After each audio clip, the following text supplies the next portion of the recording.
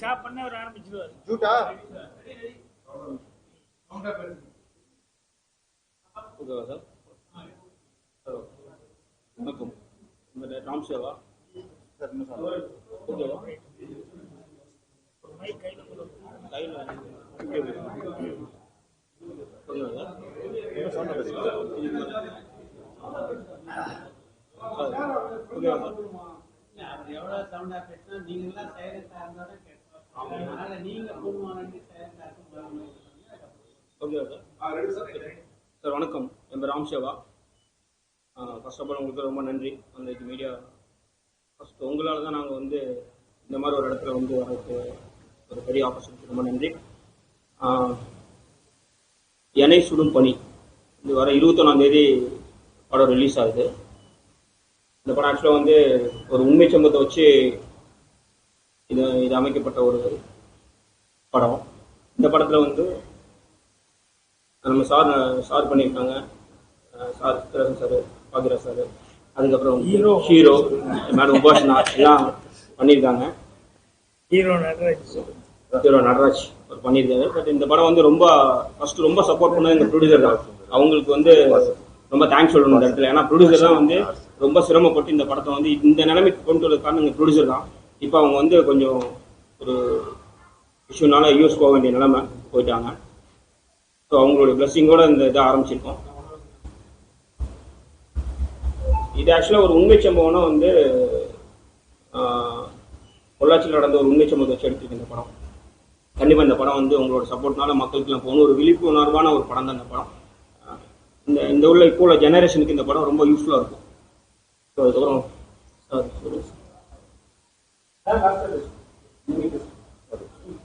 அனைத்து பத்திரிகை மற்றும் ஊடக நண்பர்கள் எல்லாத்துக்கும் என்னுடைய பணிவான காலை வணக்கம். எண்ணெய் சுடும் பனி இந்த படம் ராம் சேவா டைரக்ட் பண்ணியிருக்காரு. நடராஜ் தான் ஹீரோவா ஒர்க் பண்ணியிருக்காரு. உபாசனா அவங்க ஹீரோயின் ஒர்க் பண்ணியிருக்காங்க. சித்ரா நாங்கள் தான் ஆக்ட் பண்ணிக்கிறோம். இதில் என்னன்னா ப்ரொடியூசர் வந்து ஃபாரின் ஹேமா சுந்தரராஜன் இவங்க அப்பா அம்மா அவங்க அங்கிருந்து வந்து பையனுக்காகவே இந்த படம் வந்து ரொம்ப சிரமப்பட்டு இந்த படத்தை செய்யணும்னு சொல்லி செஞ்சுருக்காங்க. இந்த படத்துக்காகவே இவர் இன்னும் கல்யாணம் வேற பண்ணாம உட்கார்ந்துருக்காரு. ஏன்னா அவங்க அம்மா அதை வந்து ஒரு ஃபீலிங்கா பெற்றவங்களுக்கு இருக்கும் இல்லையா, அதை வந்து எங்கிட்ட சொல்லிட்டு இருந்தாங்க. பொண்ணு பார்க்க சொல்லியிருக்காங்க சார். நல்லபடியாக படம் முடிச்சு அவர் நினச்ச மாதிரி வந்து சினிமாவில் ஆக்ட் பண்ணதுக்கப்புறம் தான் அதுக்கப்புறம் லைஃப் அதை பற்றி யோசிக்கணும் அப்படின்னு சொல்லிட்டு இப்போ தான் வந்து சரி பொண்ணு பாருங்க அப்படின்னு சொல்லியிருக்காரு. படம் முடிஞ்சதுக்கப்புறம் அவங்களுக்கு படம் ஆரம்பித்த நாள்லேருந்தே நிறைய சோதனைகள். அவங்க ஹெமான் அவங்க அம்மாவுக்கு வந்து உடம்பு நல்லா இருந்தது. அவங்க திடீர்னு அவங்களுக்கு உடம்பு சரியில்லாம் போயிடுச்சு. இப்போ வந்து என்கிட்ட வந்து லாஸ்ட் டைம் இந்த இதுல எல்லாம் பப்ளிசிட்டி கொடுக்கறதுக்காக வந்து எங்கிட்ட பேசிட்டு இருந்தாங்க. அதுக்கப்புறம் பார்த்தா திடீர்னு ஃபாதருக்கு மறுபடியும் உடம்பு சரியில்லைன்னு சொல்லி இப்போ மறுபடியும் அவங்க வந்து மறுபடியும் யூஎஸ்க்கு அவசரமாக பரப்பு போயிட்டாங்க. ஸோ நீங்கள் பார்த்து எல்லாருமா சேர்ந்து பார்த்து நல்லபடியாக பண்ணி கொடுங்க அப்படின்னாங்க. ப்ரெஸ் மீட்டில் அவங்க வந்து கண்டிப்பாக வந்து அவசியம் கலந்துட்டு பேசணும்னு நினச்சிக்கிட்டு இருந்தாங்க. அவங்களால வந்து கலந்துக்க முடியாமல் போனது ரொம்ப கொஞ்சம் கஷ்டமாக இருக்குது. அதனால் நடராஜ் வந்து ரொம்ப சிரமப்பட்டு இந்த படத்தில் வந்து எப்படியாவது நல்ல பேர் வாங்கணும் அப்படின்னு சொல்லி நடிகர் ஆகணும்னு சொல்லி ரொம்ப முயற்சி பண்ணி எல்லாம் பண்ணிட்டு இருக்காங்க. அதுக்கு நாங்கள்லாம் கூட இருந்து எங்களால் முடிஞ்ச சப்போர்ட்டு நாங்கள் வந்து ஆக்டிங் கொடுத்துருக்கோம். ராம் சேவா சொன்ன மாதிரி வந்து இது வந்து ஒரு உண்மை கதையை வந்து பேஸ் பண்ணி உண்மையாக நடந்த இன்சிடெண்ட்டை பேஸ் பண்ணி இந்த கதையை பண்ணியிருக்காரு. அவரும் அவர் எல்லாமே ஆர்டிஸ்டாக வேணும் அப்படின்னு சொல்லிட்டு கொஞ்சம் நிறைய பேரை வந்து எல்லாத்தையுமே நடிக்க வச்சுருக்காரு. ஸோ படம் நல்லபடியாக வந்திருக்கு. படத்துக்கு நடராஜுக்கும் உங்களுடைய நல்ல சப்போர்ட்டை கொடுக்கணும் அப்படின்னு சொல்லி கேட்டுக்கிறேன். ஏன்னா அவங்க வந்து ஃபாரின்லேருந்து இங்கே வந்து ஒரு தமிழ் படம் எடுக்கணும்னு சொல்லி இவ்வளோ தூரம் வந்து அவங்க ஃபைனான்ஸு எல்லாமே சொந்த கை காசை போட்டு தான் அந்த படத்தை வந்து பண்ணியிருக்காங்க. ஸோ பையனுக்கு எதிர்காலத்துக்காக பண்ணியிருக்காங்க. ஸோ படத்தை பார்த்து நல்லபடியாக நீங்கள் ப்ரொமோட் பண்ணுற அளவுக்கு என்ன செய்யணுமோ அது செஞ்சீங்கன்னா ரொம்ப சந்தோஷமாக இருக்கும். நானும் நடித்ததுனால அவங்க பாவம் எவ்வளோ சிரமப்படுறாங்க அப்படிங்கிறதுக்காக தான் நானும் வந்து ஒவ்வொன்றிலையும் வந்து எல்லாத்துலேயுமே வந்து அன்றைக்கி ஒரு நிமிஷம் இதில் போடணும் அப்படின்னாங்க. இது எல்லாமே அன்றைக்கி ஓப்பன் பண்ணி விட்டோம். ரொம்ப மகிழ்ச்சி. படம் நல்லபடியாக இருக்குது. அதே மாதிரி அவங்க அப்பா உடம்பு நலம் தேடி வரணும். அவங்க அம்மாவும் அவங்களும் மறுபடியும் படம் ரிலீஸ்க்கு எப்படியாவது வந்துடணும் அப்படின்னு சொல்லி ஆண்டவனை பிரார்த்தனை பண்ணிக்கிறேன். என்னுடைய மேலான வாழ்த்துக்களை கொடுக்குறோம். நான் வந்து இப்போ டப்பிங்கில் இருந்தேன். எனக்கு நேரத்துலேயே வந்து ஆரம்பிச்சுக்குவாங்கன்னு நினச்சிருந்தேன். அதனால் இப்போ டப்பிங் விட்டு போட்டு மறுபடியும் இருக்கிறேன். ரொம்ப தேங்க்ஸ் சார். மறுபடியும் ஒரு டப்பிங் போகணும். வேணும் பத்திரிகை எல்லாத்தையும் மறுபடியும் நான் சந்திக்கிறேன். ஓகே, நன்றி, வணக்கம். உபாசனா எல்லாம் நல்லா நடிச்சிருக்காங்க. உபாசனா அதனால இன்னும் நான் சொல்றதை விட பத்திரிக்கையாரங்க வந்து படம் பார்த்துட்டு அவங்க வந்து அவங்களுக்கு சப்போர்ட் கொடுக்குறது ரொம்ப முக்கியம். கண்டிப்பா நம்ம சொன்ன மாதிரி நம்ம வெளியூர்லேருந்து வந்து உங்களுக்கு வந்து வந்தவரை வாழைக்கும் எல்லாத்தையும்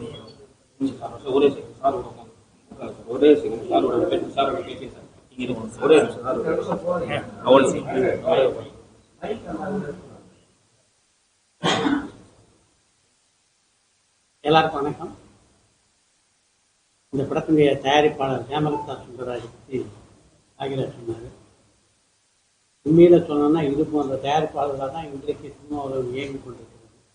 ஆனால் உங்களுக்கே நல்லா தெரியும், பெரிய படங்கள்னு பார்த்தீங்கன்னா வந்து ஒரு 20-25 படங்கள் தான் தமிழ் சினிமாவில் தயாராகுது.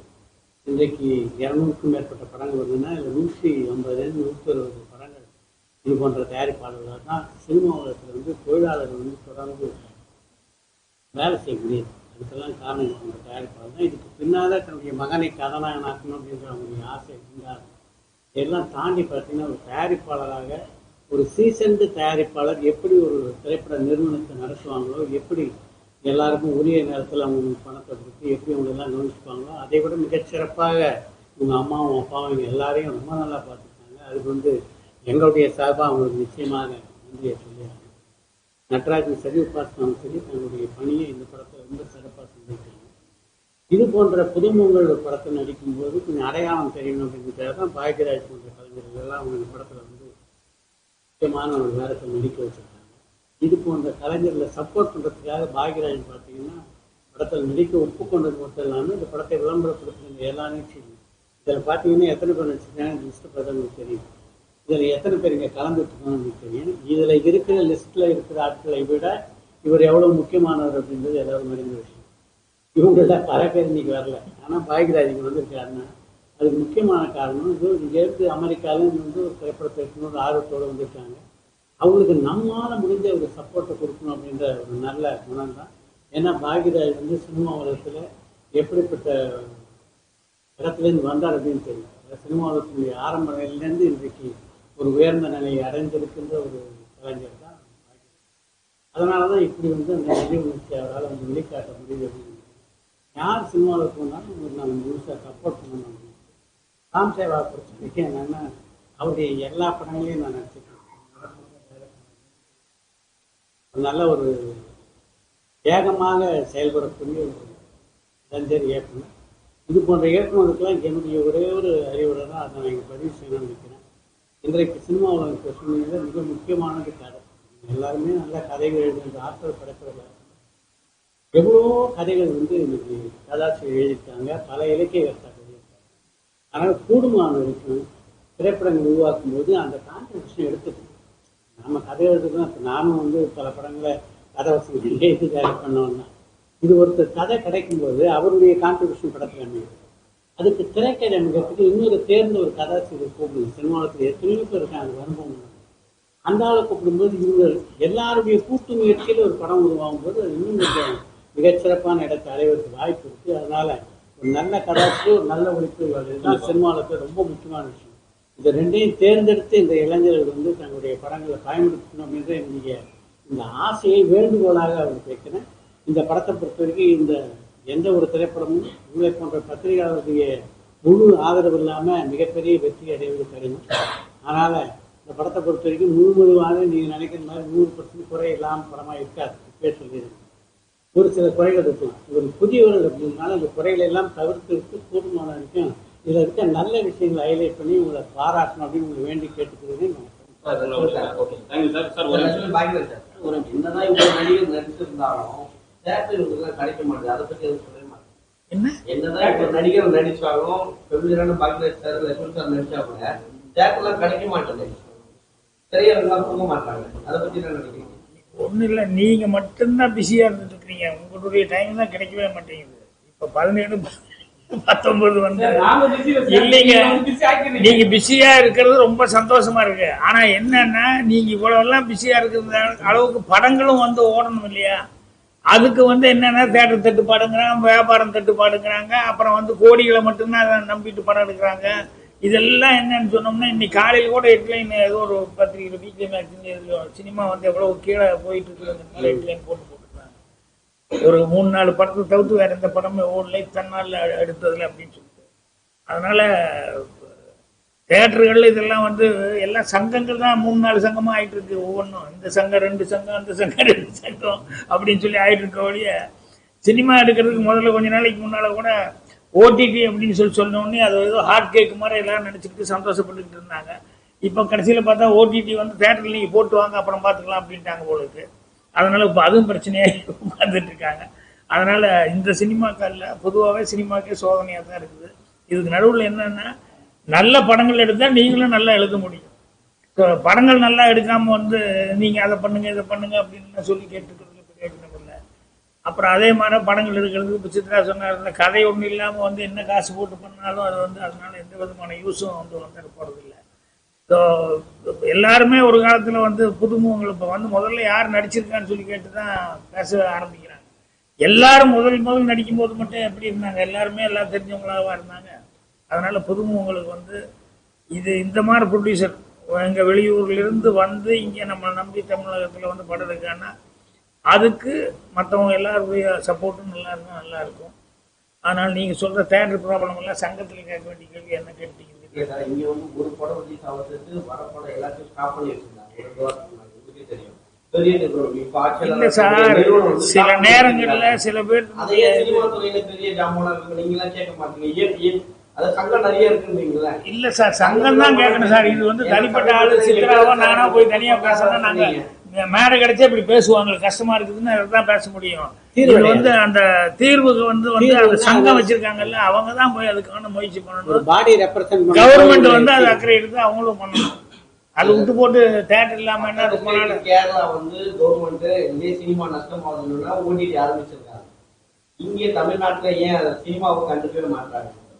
கலைஞர் இருந்தாரு, ஜெயலலிதா இருந்தாங்க, அவங்க சினிமா துறைக்கு வந்ததுனால அவங்க இதை பார்த்துட்டு இருந்தாங்க. என்ன நஷ்டம் கஷ்டம் இப்போ இருக்க ஆட்சியாளருக்கு அதை பத்தி தெரியுமா தெரியாதான்னு தான் கேட்போம். ஏன் நீங்களா போய் சொல்லக்கூடாதா? இப்ப இருக்கிற ஆட்சியாளர் சினிமா துறை மேல கவனம் செலுத்து அப்படின்னு சொல்ல முடியாதுங்க. ஒரு மிகப்பெரிய திரைப்படம் அவங்களும் சினிமால இருந்து வந்தவங்க, துணை முதல்வர் சினிமா நடிச்சுட்டு இன்றைய முதலமைச்சர் பெரிய படம் வரும்போது அவங்க தான் வாங்கிக்கிறாங்க, மீதி எல்லாத்தையும் அப்படியே கீழே தள்ளிடுறாங்க. குற்றச்சாட்டு வருது.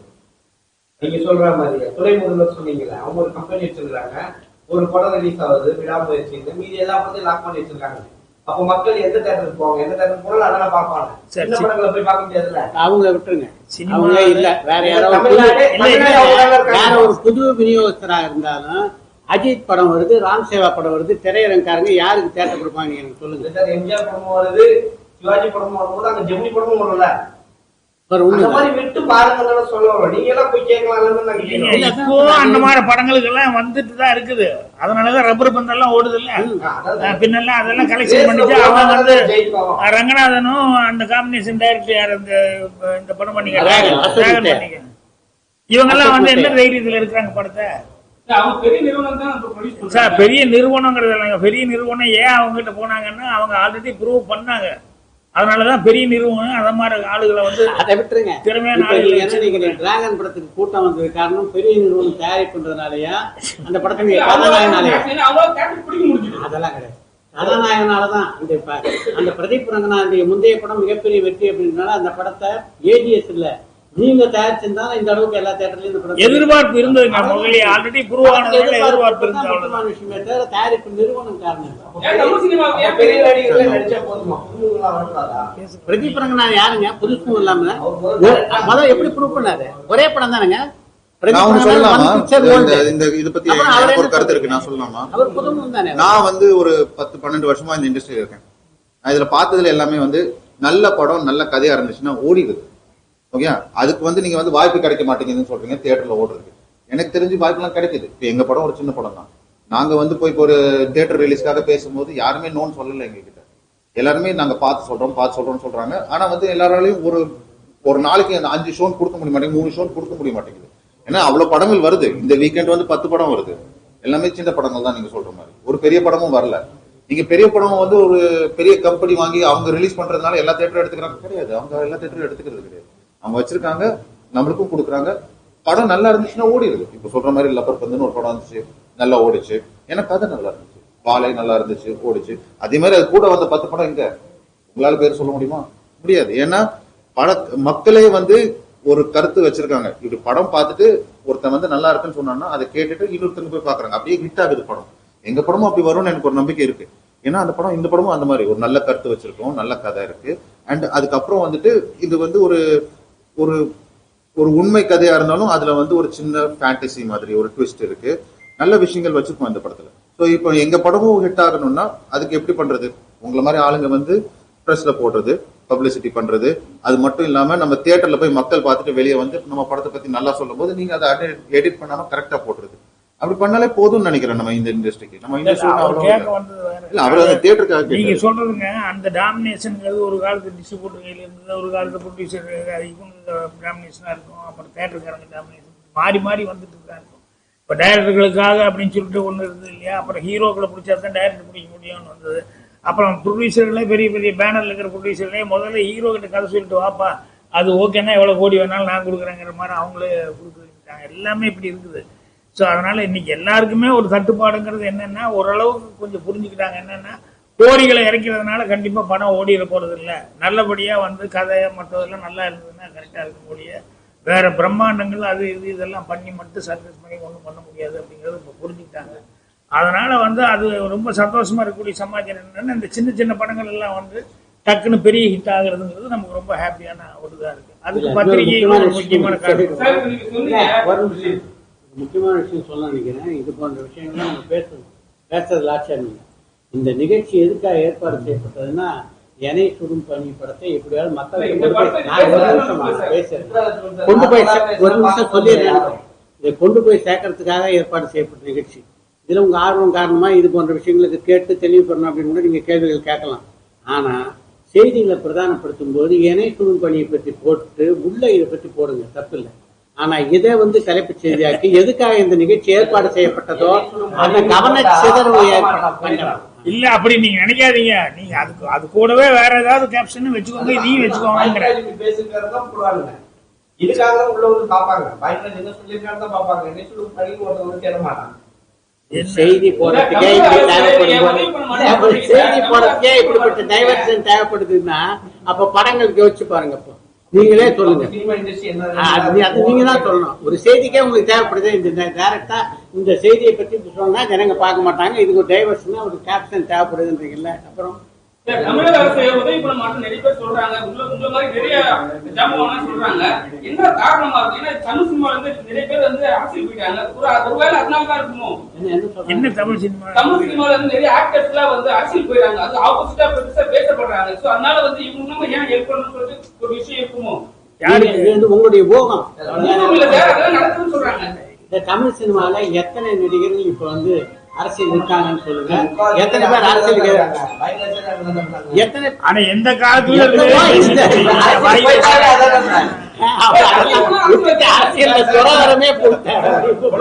பொள்ளாச்சி சம்பவத்தை வச்சு தான் அந்த படம். இல்ல பொள்ளாச்சினா வந்து நீங்க அதாவது உண்மை சம்பவம் தான். பட் வந்து நீங்க பொள்ளாச்சி நீங்க நினைக்கிற மாதிரி அந்த நிகழ்வான இது வந்து அதுல ஒரு பாட்டு இல்ல சார். அந்த மாதிரி இல்ல சார். பொள்ளாச்சி அந்த மாதிரி இல்ல.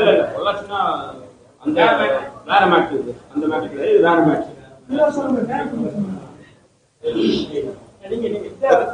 என் பேர் சார் நான் டப்பிங் போகணும் நிறுத்தி சாரி நீங்க பண்ணுங்க குரூப்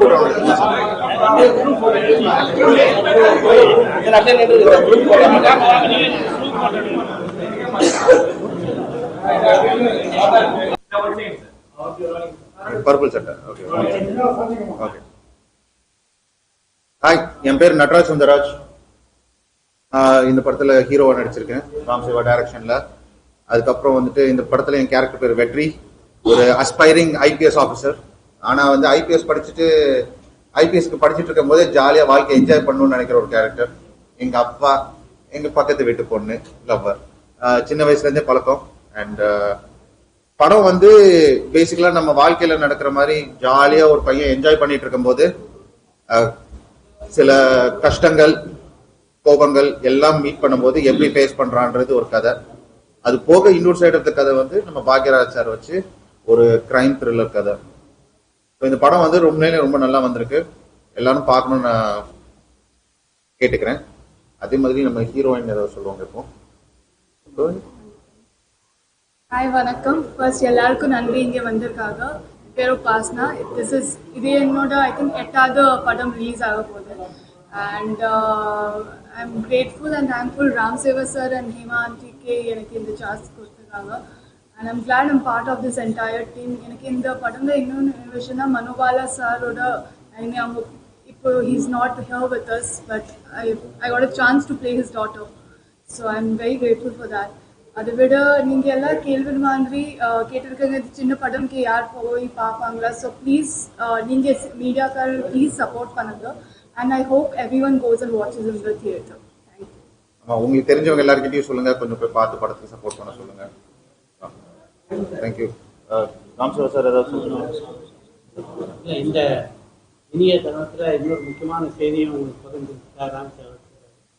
அவருடைய அடுத்த படம் வந்து முழுக்க லண்டனில் படமாக்கிருக்காங்க. ஆரஞ்சு நிறுவனத்தின் சார்பில் மணிமாதவன் அண்ணன் தான். அவங்க தான்.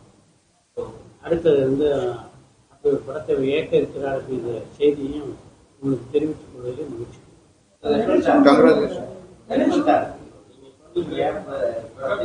கரெக்டா போட மாட்டாங்க. படம் நல்லா இருந்தாலும் நல்லா இல்லைன்னு சொல்லி ஒரு குரூப் வந்து அதெல்லாம் பத்தி சொல்லுங்க. நீங்க ரிவ்யூ பண்ணிருக்கீங்க நிறைய படம். நீங்க நல்லா ரிவ்யூ சொல்றீங்கல்ல, நல்லா இருந்த படத்தை ஓடி இருக்க படத்தை நல்லா இல்லைன்னு சொல்ற ரிவ்யூ இருக்கு. அப்ப அதுக்கு என்ன சொல்லுங்க? இது வந்து ஆக்சுவலி என்கிட்ட கேள்வி கேட்கறத விட நீங்க எல்லாம் தானே ஒரு மீட்டிங் போட்டு டிசைட் பண்ணுங்க. நாங்கெல்லாம் ஒரு கூட்டம் ஏன்பா சரியா அப்படின்ட்டு அவங்க தேடி தான் ப்ரொடியூசர்ஸ், டைரக்டர்ஸ் எல்லாருமே வந்து அவங்க தேடி தான் போறாங்க, மார்க் போறாங்க. அவங்க பே பண்ணா மட்டும்தான் அவங்க நல்லா ரிவ்யூ கொடுக்குறாங்க. அவங்க தேடி தான் போறாங்களே. நாங்க வந்து பே பண்ணி வாங்குறது கிடையாது. எங்களோட ரிவ்யூ வந்து உண்மையா இருக்கு. சரிங்களா? நீங்க போய் தேடி போங்க. நான் பாராட்டுறேன். இது போன்ற இன்ஃபுளுன்ஸ் பண்றது போக்கு இருக்குல்ல, அது வந்து முறையற்றது அப்படின்னு நான் என்னுடைய யூடியூப் சேனல் பார்க்கறவங்க நல்லா தெரியும். அதை நான் வந்து பல முறை கண்டித்திருக்கேன். அதாவது இது வந்து எந்த ஒரு விஷயமும் எதுவாக இருந்தாலுமே ஒரு ஹெல்த்தி குரோத் வேணும். இந்த ஹெல்த்தி குரோத் எப்படி இருக்குன்னா அதுவாக தானாக நடந்தால் தான். இது போன்று திணிக்கப்பட்டு ஒரு விஷயம் சொன்னாங்க, ஒரு படம் நல்லா. இப்போ லப்பர் பந்து திரைப்படத்தை பொறுத்த வரைக்கும் யார் அதை பெருசாக ப்ரொமோட் பண்ணாங்க? ப்ரமோட் பண்ணது மக்கள் தான்.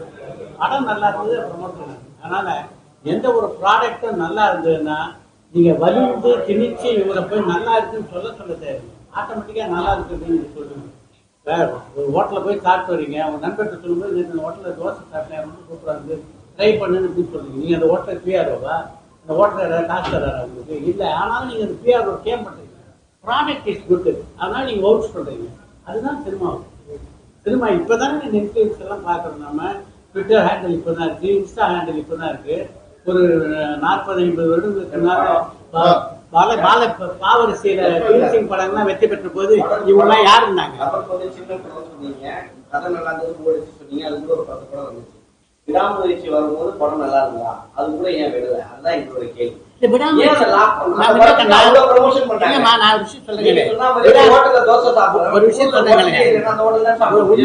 பெரிய நடிகருடைய படங்கள் வரும்போது அந்த படம் நல்லா இருக்கா இல்லையான்ற 2வது விஷயம். எல்லாருடைய பார்வையும் அந்த படத்தை நோக்கி தான். நீங்களே கூட ஒரு 8 படம் வருது, கூட விடாமுயற்சி வருது. ஒரு திரைப்படத்தை பார்க்கணும்னு நீங்க எதை படத்தை முதல்ல சூஸ் பண்ணுவீங்க? அப்படி இருக்கும் அந்த படத்தை தான் ஜனங்க சூஸ் பண்ணுவாங்க போது நாம அதை போய் சிக்கிக்க கூடாதுன்னு தானே. டிராபிக் ஜாம் இருக்குன்னு தெரியுது, இருந்தும் டிராபிக் ஜாம்ல கார் ஓட்டுவானா புத்திசாலித்தனமா ஒரு நாள் தள்ளி போலாம் நினைப்பா, அதான் நீங்க பண்ணுவீங்க. இந்த படம் நாங்க வந்து நீங்க விளையாட மாட்டீங்களா, அந்த போக்குங்க. இந்த படத்துக்கு இது எல்லா இடத்துக்கும் நடக்கும். இந்த படத்துக்கு நாங்க டேட் பிக்ஸ் பண்ணும்போது ஃபர்ஸ்ட் விடாமுயற்சி ஜனவரி 10 போட்டிருந்தாங்க.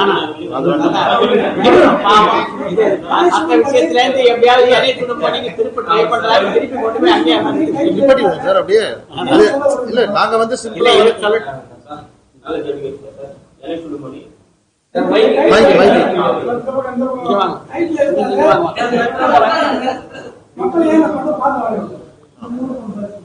சார் என்னை சுடுமணி தலைப்பு ஏன்னு கேட்டீங்கன்னா, லைஃப்ல வந்துட்டு நம்ம சந்தோஷமா இருந்தோம்னா, இப்போ சந்தோஷம் ஒரு இடத்துல இருந்துன்னு வச்சுக்கோங்களேன், அது எவ்வளவு ஒரு இக்கட்டான சூழ்நிலை மனசு ஹாப்பியா தான் இருக்கும். பட் வந்து ஒரு மனசு சரியில்லைன்னா நீங்க காஷ்மீரே போனா கூட நம்மளுடைய மனநிலையில வந்து கொஞ்சம் கஷ்டமா தான் இருக்கும். ஸோ பனியே சுடுதுன்னு சொல்றேன்னா, அங்க போனா கூட ஒரு நிம்மதி இல்லாத ஒரு லைஃப், அது ஒரு யதார்த்தமான ஒரு லைஃப்ல வந்து நமக்கு ஒரு எப்பயுமே இந்த லைஃப் டிராவல்ல வந்து நம்ம ரொம்ப கேர்ஃபுல்லா இருக்கணும் தான் இந்த கான்செப்ட். இப்போ நம்ம சும்மா வழிபோக்கு ஒரு சின்ன விஷயங்கள் நம்ம செஞ்சுட்டு போயிடுவோம், பட் அது ஃபியூச்சர்ல வந்து பெரிய ஒரு இழப்பா இருக்கும். அதுதான் இந்த படத்தோடைய ஒரு முக்கிய இதாக இருக்கும். நம்ம ரொம்ப ஹாப்பியா இருந்துட்டு இருப்போம், ஆனா ஒரு டைம்ல திரும்பி பாக்குறப்ப அங்க தப்பா தெரிஞ்சிருக்கும். அதான் என்னை சுடும் பனி நிறைய ஃபீல் பண்ணியிருக்காரு வாழ்க்கையில. அதான் சார் என்னை சுடும் பனி. என்ன சொல்ல வரேன்னா, சந்தோஷமா இருந்தா கூட மனசு சரியில்லைன்னா சரியில்லைதான், சந்தோஷம் வந்தா சந்தோஷமா, அது உண்மை. அதே மாதிரி நம்ம வந்து எவ்வளவு தூரம் எவ்வளவு ஒரு தப்பை பண்ணிட்டு மனசுல ஏதாச்சும் ஒரு தப்பை பண்ணிட்டோம்னு வச்சுக்கோங்க, எங்க போனாலும் நமக்கு நிம்மதி இருக்கும். அதுதான் சார் 21 ரிலீஸ். இந்த ஃப்ரைடே ரிலீஸ். ஆமா, எல்லாம் உங்களை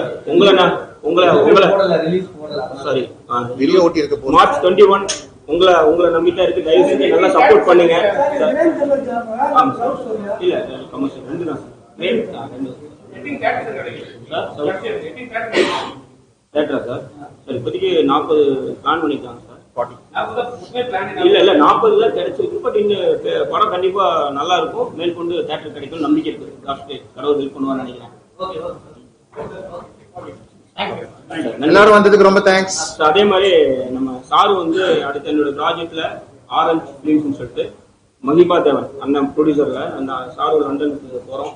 உங்களுடைய இதே மாதிரி இந்த படம் மூலியமா எனக்கு அடுத்த ஒரு ஆப்பர்ச்சுனிட்டி கிடைச்சிருக்கு. ஸோ உங்க சப்போர்ட்லாம் எனக்கு ரொம்ப தேங்க்யூ ஸோ மச். சரி.